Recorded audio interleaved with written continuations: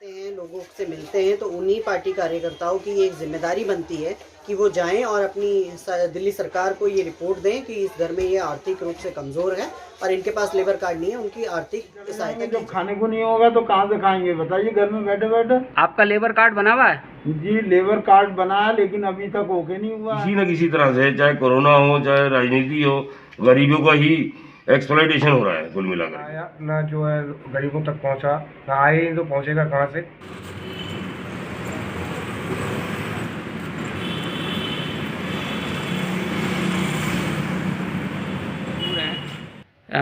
भाईजान ये बताइए कि आप कोई सुविधा आपके पास आई है दिल्ली सरकार से? कोई सुविधा आया नहीं, अब तक तो आया नहीं कुछ। मजदूर कार्ड बना हुआ है आपके पास? नहीं, मजदूर कार्ड बनाया नहीं। बनवाया नहीं आपने? नहीं है।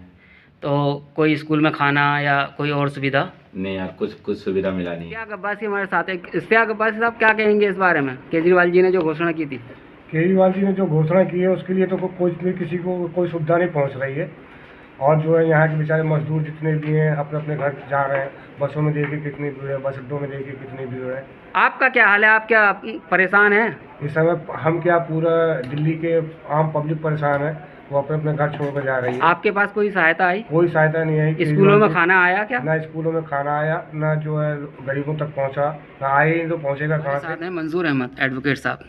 ये बताइए, दिल्ली सरकार के सीएम अरविंद केजरीवाल जी ने कल परसों एक घोषणा की थी कि मैं हूँ ना, और आप मजदूर भाइयों इस दिल्ली से पलायन ना करें, मैं आपको खर्चा दूंगा, खाने की सुविधा दूंगा। क्या कहेंगे इस बारे में? अभी तक तो कोई इस तरह की सुविधा या कोई खर्चे की बात नज़र में आई नहीं है, ना सुनने में आई है, ना देखने में आई है। और मैं तो ये देख पा रहा हूँ कि तमाम गरीब और मजदूर जो प्रवासी दिल्ली में प्रवासी लोग हैं, वो सारे यहाँ से पलायन करने पे मजबूर हैं, क्योंकि उनकी ज़रूरतें पूरी नहीं हो रही हैं। दूसरी बात जो ज़रूरी बात यह है कि जो माननीय मुख्यमंत्री महोदय ने जो मजदूरों के कार्ड बनाए थे, लेबर कार्ड, अभी वो भी जो फॉर्म भरे गए थे वो भी अप्रूवल नहीं हुए, वो भी लोगों को कार्ड नहीं मिले। जब कार्ड नहीं मिले तो फिर पैसे कहाँ से आएंगे? 5,000 रुपये जो भी अमाउंट आना था उनके खाते के अंदर, वो तो आ ही नहीं सकता फिर। तो ये तो एक दोहरी पॉलिसी है, दोहरी नीति समझिए, जो भी समझिए। किसी न किसी तरह से, चाहे कोरोना हो चाहे राजनीति हो, गरीबों का ही एक्सप्लॉइटेशन हो रहा है कुल मिलाकर। हमारे साथ अनवर सैफी साहब हैं। अनवर सैफी साहब ये बताइए, केजरीवाल जी ने कहा था मैं हूँ ना, आप मजदूर भाइयों यहाँ से ना जाएं, यहाँ से पलायन ना करें, मैं आपका खाना दूंगा, खर्चा दूंगा, सब कुछ दूंगा। क्या आपके पास कोई ऐसी सुविधा आई? नहीं जी, अभी तक तो केजरीवाल जी ने जो कहा था अभी तक तो कुछ हुआ नहीं है। बेचारा मजदूर जो है ना प्लान करने में मजबूर हो गए, भरोसा नहीं हो रहा, क्योंकि वो घर में बैठ के कैसे खाएंगे। क्या आप भी जाने वाले हैं? जी हम भी चले जाएंगे। जब खाने को नहीं होगा तो कहाँ से खाएंगे बताइए, घर में बैठे बैठे। आपका लेबर कार्ड बना हुआ है? जी लेबर कार्ड बना है, लेकिन अभी तक ओके नहीं हुआ है। तो ओके नहीं हुआ केजरीवाल जी, इनका ओके नहीं हुआ, इनके पास 5,000 कहाँ से आएंगे? डिप्टी सीएम साहब ने कहा है कि हर खाते में 5-5 हज़ार आएंगे। अभी तक तो कुछ आया नहीं जी, अभी इंतजार में है, तो कब तक इंतजार करेंगे। डॉक्टर जिसान साहब क्या कहेंगे? अभी तक कोई प्लान नहीं है दिल्ली में, ना ही मजदूरों का कुछ ख्याल रखा जा रहा है, ना ही उनके खाने का प्रबंध करा जा रहा है। क्या कहेंगे इस बारे में आप? लोगों को परेशानी तो है, और दिल्ली सरकार को इसकी तरफ तवज्जो देनी चाहिए, और लोगों के मदद के लिए कुछ न कुछ ऐलान घोषणा करनी चाहिए। आज हमारे साथ हैं नई उमंग नई सोच के चेयरमैन मोहम्मद आसिफ जी और रेडविल एजुकेशन ट्रस्ट के चेयरमैन डॉक्टर जिसान साहब। आसिफ जी ये बताइए कि इस बार फिर से लॉकडाउन लग गया 1 हफ्ते के लिए, मरता मजदूरी है, आज उसके पास फिर से वही तकलीफ़ आ गई है कि खाने के लिए कुछ नहीं है, क्योंकि रोज़ कमाता है रोज़ खाता है।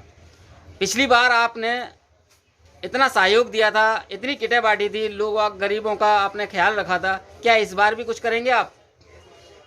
नई उमंग नई सोच सोसाइटी जो है इस लॉकडाउन में भी लोगों की मदद के लिए तैयार है, और नई उमंग नई सोच सोसाइटी की टीम अभी इस पर कार्य कर रही है। जैसा भी होगा लोगों के साथ हम खड़े हैं। जो मजदूर पलायन कर चुके हैं उनसे ये रिक्वेस्ट है कि वो ना जाएं, क्योंकि आने जाने से कोरोना की बीमारी जो है वो दूसरे राज्यों में भी फैलेगी, इसलिए आप जहाँ आएँ वहीं स्थिर हों।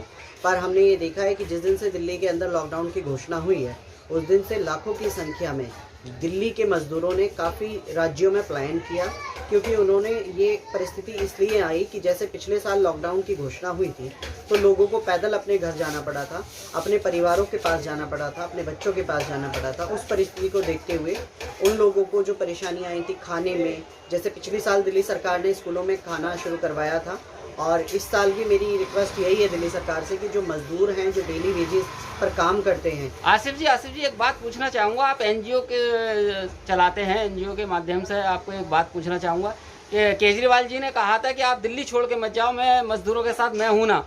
अभी तक कोई इंतजाम नहीं है, किसी कार्य पे कोई प्लान नहीं है, क्या कहेंगे इसके बारे में?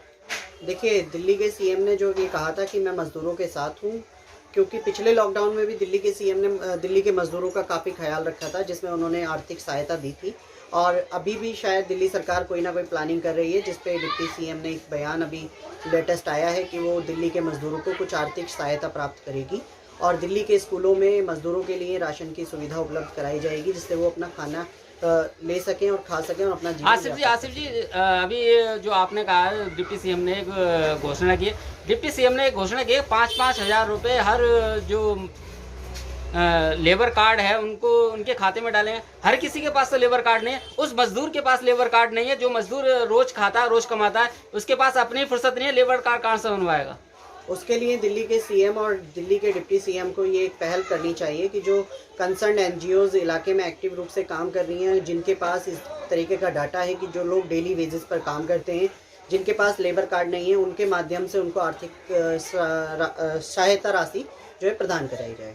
मेरा तो एक मानना है, जैसे आप इलेक्शन में काम करते हैं, काउंसलर उस पर आप एक काम करें, हर बूथ पर आप अपने वर्कर भेजें, हर घर का आप एक मुआयना कराएं कि कौन परेशान है कौन परेशान नहीं। क्या इस बात पर आप सहमत हैं?